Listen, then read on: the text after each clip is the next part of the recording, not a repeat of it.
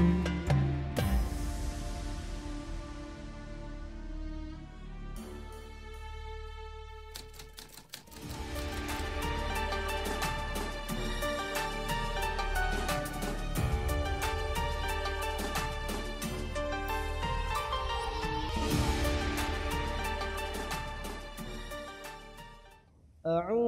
بالله من الشيطان الرجيم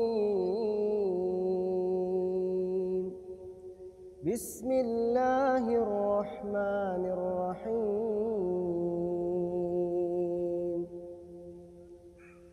قد أفلح المؤمنون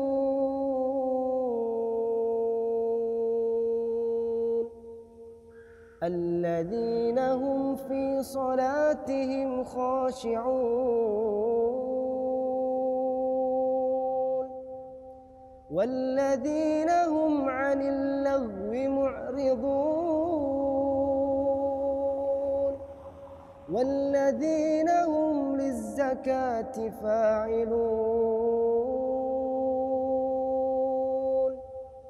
والذين هم لفروجهم حافظون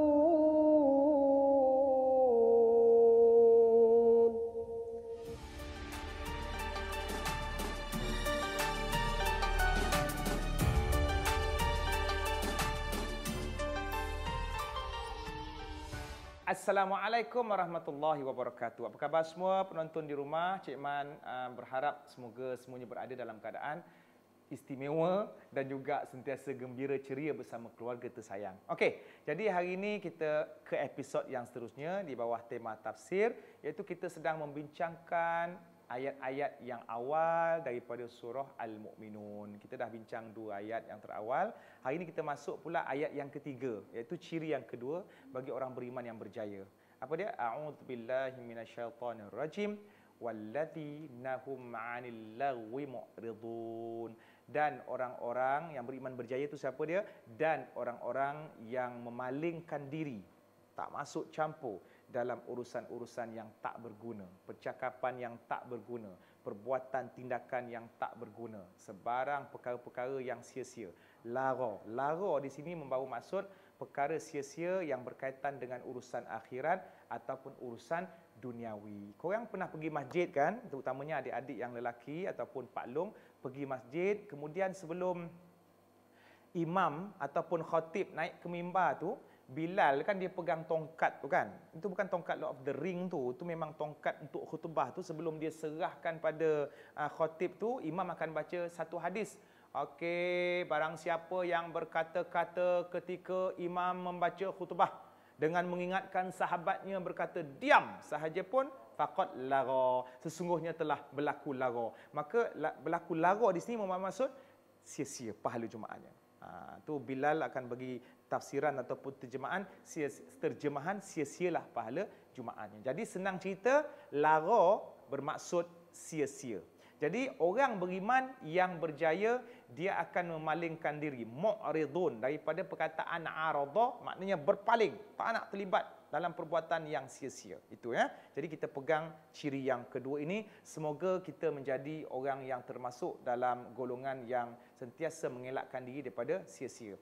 Cuma Cik Man nak maklumkan kepada penonton-penonton sekalian, sia-sia ni dia bukanlah satu bahaya yang besar. Tidak semestinya segala sia-sia itu satu bahaya yang besar, dan tak semestinya merupakan satu dosa ataupun dosa yang besar. Sebab ada sia-sia yang bersifat benda-benda kecil. Contohnya, engkau ni 24 jam asyik layan game, main game tak dosa besar. Kadang-kadang waktu lapang dia dah buat semayang dah. Kemudian dia dah melaksanakan kerja sekolah, kemudian melaksanakan arahan ibu bapa, apa yang mak ayah dia suruh dia buat, apa semua tu.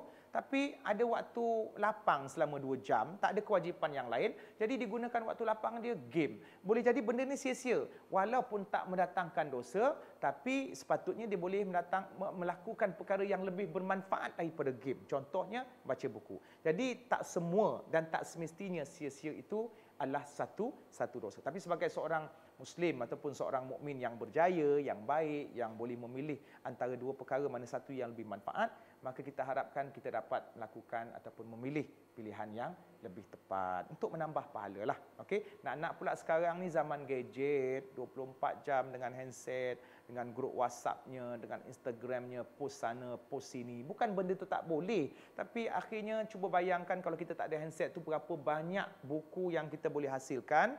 Kalau tak ada handset, tak layan gadget itu, berapa banyak ayat Quran yang boleh kita hafal. Kalau kita tak melayan gadget itu secara melampaui batas, berapa banyak kerja-kerja dapur yang kita boleh selesaikan walaupun mak kita tak pernah suruh. Dan berapa banyak ilmu daripada buku-buku teks sekolah yang kita boleh hafal, kita boleh faham. Sebelum sampai SPM, kita dah boleh bercuti dekat Langkawi dah. Sebab apa? Sebab dah faham semua silibus-silibus ataupun sukatan untuk exam besar tu. Yang ni yang orang kata, kadang-kadang kita tak buat dosa, tapi kita buat satu benda yang memberikan kerugian besar dalam hidup kita. Baik, ada soalan daripada netizen.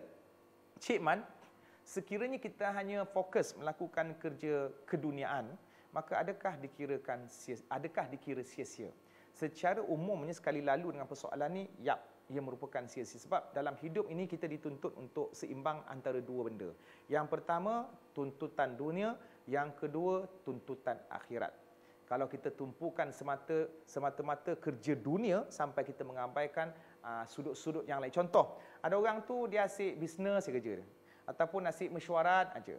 Ataupun asyik dengan orang kata benda-benda yang berkaitan dengan materialistik, dengan gadget, dengan motornya, dengan memancingnya dan seumpamanya. Sampaikan dia orang kata abaikan satu sudut dalam kehidupannya, dia tak bercampur dengan kawan-kawan dia, walaupun tak wajib.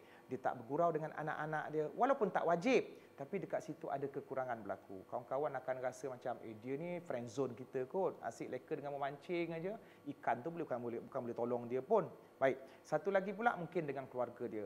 Ayah yang tak memberikan orang kata kasih sayang sebagaimana ayah-ayah yang lain. So anak-anak akan rasa sunyi ataupun akan rasa terabai. Jadi budak tu akan cari unsur-unsur luar untuk menampung kekurangan kasih sayangnya di rumah. Jadi nampak, benda tu kadang-kadang kita tinggalkan benda yang tidak wajib. Tetapi apabila melakukan perkara lain yang boleh secara berlebihan, di sana mungkin akan mengabaikan perkara lain dan akan memberikan kesan buruk. Okey, soalan daripada netizen. Cik Man, kalau lepak dengan kawan-kawan sambil study group berjam-jam, adakah dikira buang masa? Sekarang ni nak lepak ke nak study group? Tu isunya. Cuma kadang-kadang kita akan timbangkan dia punya risiko lah. Maksud Cik Man macam ni.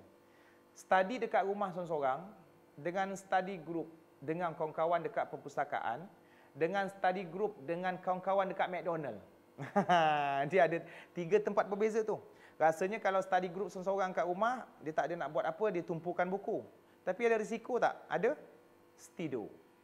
Tapi kalau study group dengan kawan-kawan di perpustakaan, dekat sini kualiti sikit. Perpustakaan kena senyap, so tumpu. Ataupun study group dengan kawan-kawan di McDonald. Ataupun restoran-restoran.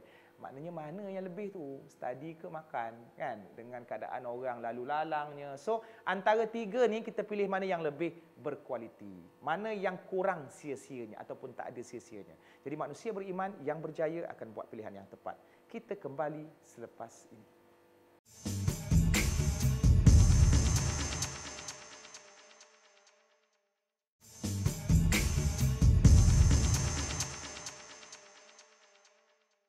Kembali bersama jawapan panel Cik Man.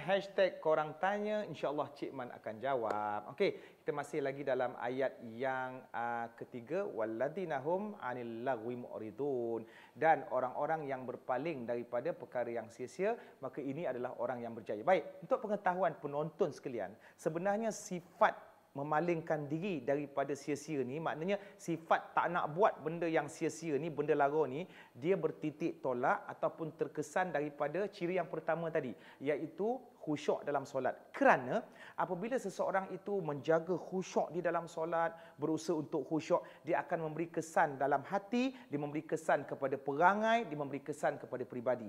Maknanya bila dia berjaya dalam solat, maka dia berjaya dalam kehidupan dia. Apabila dia seorang yang berdisiplin dalam solat, maka dia berdisiplin dalam kehidupannya di luar solat. Jadi semayang dia dah cemerlang dah, maka dalam kehidupan dia cemerlang. Tak nak terlibat dengan perkara yang sia-sia. Sebab dalam semayang pun dia memang tumpukan betul-betul, tak fikir benda yang luar, tak fikir benda yang bukan-bukan. Jadi keluar daripada semayang, dia sudah menjadi seorang mukmin yang berdisiplin, yang bersistem, terkesan daripada semayang. Sebab tu dalam banyak ayat kita faham bahawa semayang ini menjadi benteng daripada perkara maksiat.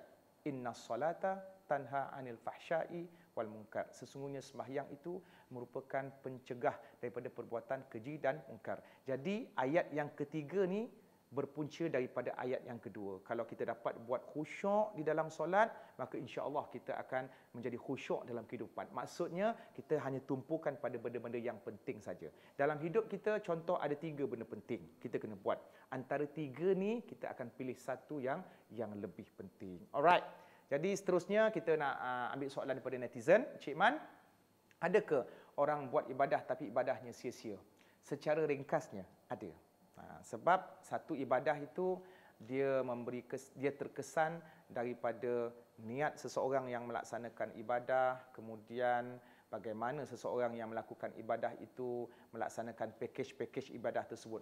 Ciman bagi contohlah, contoh paling mudah, kalau semayang kerana nak menunjuk-nunjuk, memang Allah tak terima sebab bukan kerana Allah tak ikhlas. Ataupun kita nak semayang tapi tak cukup syarat sah.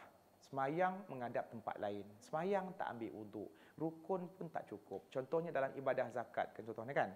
Dia bayar zakat tapi tak cukup dia punya nilai zakat itu. Sepatutnya dia bayar 3K tapi dia bayar 2,500. Tak apalah, bayar sikitlah, yang penting bayar. Jadi benda-benda macam ni dia tidak melaksanakan ataupun tak berusaha untuk melaksanakan ibadah tersebut dengan sempurna. Akhirnya jadi sia-sia. Separuh jalan. Kan ada pepatah mengatakan melakukan kerja separuh jalan sama dengan ataupun lebih baik tidak melakukannya langsung. Melepaskan batok di tangga. Baik. Seterusnya Cik Man nak ambil soalan-soalan yang mungkin berkaitan dengan perihal khusyuk di dalam perihal tentang mengelakkan perkara yang sia-sia. Cik Man, bagaimana kita nak membentuk diri kita ni supaya tidak menjadi seseorang yang melakukan perkara yang sia-sia ataupun perkara yang lara? Itu bergantung kepada siapa yang berada di lingkungan kita. Semayang tu memang dah Cik Man dah beritahu tadilah kan. Tapi lepas semayang, kita tak ada 24 jam dengan semayang. Lepas semayang, Assalamualaikum warahmatullahi. Assalamualaikum warahmatullahi. Keluar daripada masjid, jumpa siapa? Jumpa orang yang baru manfaat kepada kita ke? Ataupun jumpa orang yang boleh merosakkan balik cita-cita kita daripada semayang tadi. Sebab tu seseorang, agamanya dinilai berdasarkan dengan siapa dia berkawan. Kalau berkawan dengan penjual minyak wangi, walaupun dia tak dapat beli minyak wangi, tapi adalah bau minyak wangi. Tester kan ada, dekat satu botol tester. Baik, beli terus, kan? Baik. Kemudian kalau berkawan dengan tukang besi, walaupun tak bawa besi tu balik rumah, tapi kita akan ada bau-bau tempias besinya tu. Jadi seseorang itu, dia akan dipengaruhi lingkungan dia, dengan siapa dia berkawan. Contohnya daripada kecil kan, orang budak kecil, kita katakan, kita yang dewasa ni payah nak belajar bahasa Inggeris. Tapi kita tengok ada tak budak kecil umur 3 tahun fasih bahasa Inggeris? Ada, iaitu anak orang putih yang memang tinggal dalam keluarga orang putih sebab lingkungan membentuk dia. Cuba kita ambil seorang anak orang putih, kan? Anak William dengan Sarah, kan? Kita colek anak dia umur sebulan, bawa balik Kuala Pilah, kan? Jadi budak yang asalnya keturunan London tu, bila dia umur dah 3-4 tahun, mana kalau takan kain den, kan? Walaupun bapa dia William, walaupun mak dia Sarah. Jadi maknanya keadaan kita ini, cara kita bercakap, cara kita bersikap, bergantung dan kadang-kadang terkesan dengan siapa yang berada dalam lingkungan kita. Sebab tu Nabi sangat menitik beratkan kepada setiap umatnya supaya bijak dan pandai memilih kawan. Tapi jangan salah faham. Cik Man bukan membawa maksud suruh palau kawan-kawan kita yang nakal. Tak boleh. Sebab Islam itu agama yang memberi ruang, Islam itu agama rahmat. Jadi macam mana kawan-kawan kita yang terjebak dengan perkara yang sia-sia tu Cik Man? Macam mana kawan-kawan kita yang banyak membuang masa ataupun melakukan kemungkaran? Maka itu menjadi tanggungjawab kita untuk mendekati diorang, bukan untuk terikut dengan diorang, tapi menjadikan diorang itu mengikut kita. Inilah konteks dakwah. Dan dakwah merupakan satu perkara yang dapat menjauhkan kita daripada perkara sia-sia. Baik, seterusnya Cik Man, aku ada tak soalan netizen? InsyaAllah ada ya.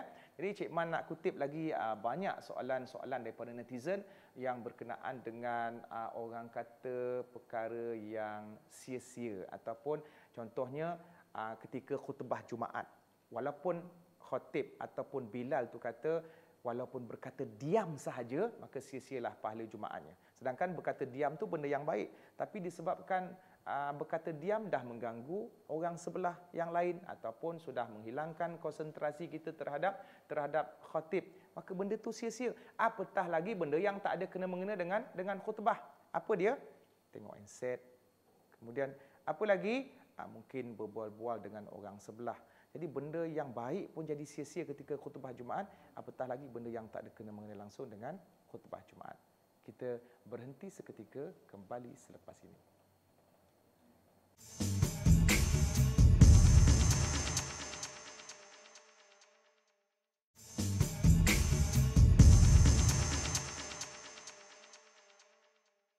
Alhamdulillah, kita menyambung kembali perbahasan kita, iaitu ayat yang ketiga, walladzina hum 'anil lagwi mu'ridun, dan orang-orang yang memalingkan diri daripada urusan yang sia-sia. Okey, jadi ini ciri yang kedua dalam surah Al-Mu'minun bagi orang beriman yang berjaya. Baik, Cik Man petik soalan netizen ataupun soalan daripada luar.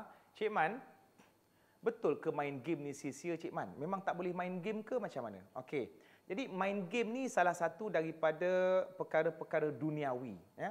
Main game, layan motor, kemudian memancing ataupun hobi-hobi kita lah. Ada hobi yang pelbagai, setiap orang ada hobinya yang tersendiri. Jadi benda-benda macam ni macam mana? Baik, kita boleh melakukan perkara yang bersifat keduniaan selagi perkara tersebut tidak dilakukan sehingga mengganggu kewajipan dalam ibadah, dan yang keduanya tidak dilakukan dalam waktu yang sangat lama sampaikan seolah-olah macam hidup kita tak ada buat benda lain. Jadi secara kesimpulannya, boleh tak main game, Cik Man? Boleh main game. Bahkan sekarang ni ada jenis sukan ataupun game telah menjadi satu bidang ataupun satu kerjaya. Orang main game sampaikan dia menang, kemudian dia dapat duit. Alhamdulillah, rezekinya di situ. Cuma Cik Man pesan pada diri sendiri dan adik yang main game, semoga dengan aktiviti kita dalam game tersebut, walaupun kita dapat income di situ, semoga tidak terlibat dengan perkara-perkara yang haram seperti perjudian dan penipuan dan yang sewaktu dengannya. Kalau benda-benda ni bersih, maka dia main game, dia dapat income, maka dengan income itu, game itu sudah menjadi satu medium untuk dia berinfak ataupun melakukan kebajikan-kebajikan yang lain.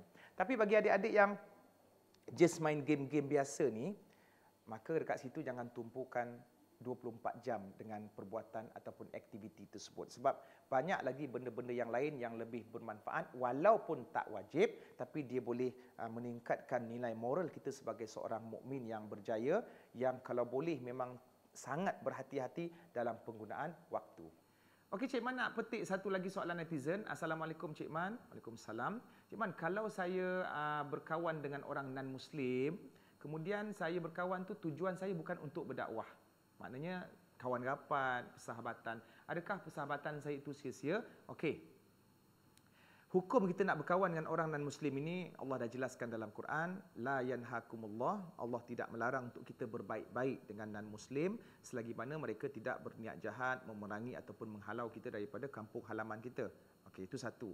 Kemudian kalau kita rasa kita ada hubungan baik dengan non-Muslim tersebut, kita mesti menjadikan perhubungan itu ataupun berkawan itu sebagai sesuatu yang mendatangkan manfaat kepada agama. Itu prinsip kita sebagai seorang yang beragama, seorang yang ada iman, untuk mengelakkan sebarang sia-sia. Jadi bila dia berkaitan dengan non-Muslim, sudah pasti satu-satunya ruang yang kita nampak dekat situ ialah dakwah. Itu bagaimana kita mengajak dia untuk kembali kepada fitrah. Memang asasnya tak salah pun kita nak berkawan saja-saja dengan orang bukan Islam. Kita dekat sekolah pun memang kita duduk sebelah meja dengan non-Muslim kawan kita, kita dengan Ah Chong, kita dengan Siulin seumpamanya memang satu kelas, belajar sama-sama, dan kita pun memang tak pernah sebenarnya tunjukkan yang kita ni pernah mengajak dia untuk kembali kepada fitrah. Tapi walaupun kita tak cakap, dengan menunjukkan akhlak saja secara tak langsung itu dakwah bilhal. So di sini adik-adik kena setkan niat. Walaupun aku tak mampu nak mengajak dia, aku tak mampu nak mengajar dia semayang, ada keberanian, tak ada keberanian langsung nak mengajaknya kembali kepada agama fitrah, tapi paling kurang kita meniatkan segala akhlak baik yang kita tunjukkan sepanjang kita berkawan dengan dia, kita jujur dalam bab duit tak pernah menipu, kemudian dalam bab makan kadang-kadang berkongsi dengan dia, apa kata, apa salahnya untuk kita mendapat pahala yang lebih secara mudah, kita niatkan sikap kita yang baik itu sebagai salah satu cara untuk berdakwah kepada kawan kita yang non-Muslim dan menunjukkan akhlak Islam tidak mendiskriminasi sesiapa. Jadi nak berkawan itu tak ada masalah. Tapi dalam ruang berkawan tu kita boleh buat macam shampoo, 2 in 1. Kalau tak nanti dia nampak rugi dekat situ. Engkau ni kan boleh dapat duit secara free-free, tiba-tiba engkau tak nak ambil. Orang dah nak bagi kan. Jadi akhirnya samping kita buat sesuatu, menyelam, minum air. Ambil kita berkawan, kita berdakwah, kita niatkan berdakwah. Kalau ada kekuatan nak bercakap, maka itu lagi bagus. Maksud Cik Man bercakap tu mengajak dia kembali kepada fitrah ataupun nak berbincang tentang Islam dan seumpamanya. Baik. Jadi itulah setakat ni Cik Man dah kongsi sampai 2 ciri orang beriman yang berjaya. Cik Man nak ulang balik sebagai revision, iaitu yang pertama, orang yang menjaga solatnya, orang yang khusyuk di dalam sembahyangnya, dan yang kedua, orang yang memalingkan diri daripada perkara yang sia-sia. Dalam kehidupan kita ini, perkara-perkara wajib yang kita buat, kita telah selesaikan, perkara haram yang telah kita tinggalkan, maka selain daripada ini, bukanlah alasan kita untuk bebas melakukan apa sahaja, sekalipun benda itu tak wajib ataupun sekalipun benda itu tak haram. Kerana sebagai seorang mukmin yang mempunyai akal yang sempurna, sudah pasti dia mesti membuat satu perbandingan ataupun pilihan yang tepat antara beberapa perkara dalam hidupnya, mana satu yang paling penting untuk dia lakukan dalam waktu-waktu yang tertentu. Sebab sia-sia tu walaupun tidak jatuh kepada haram, tapi bukan bermaksud kita bebas untuk melaksanakan perbuatan tersebut. Banyak waktu-waktu yang kita boleh gunakan selain daripada perbuatan yang harus-harus ini untuk menambah baik ataupun menambahkan lagi kualiti kita dalam kehidupan kita sebagai seorang mukmin. Setakat ini kita stop dulu untuk episod kali ini, tapi jangan lupa besok kita akan sambung ayat yang seterusnya dalam surah Al-Mu'minun, ciri orang-orang beriman yang berjaya. Sekian saja dari Cik Man episod kali ini. Assalamualaikum.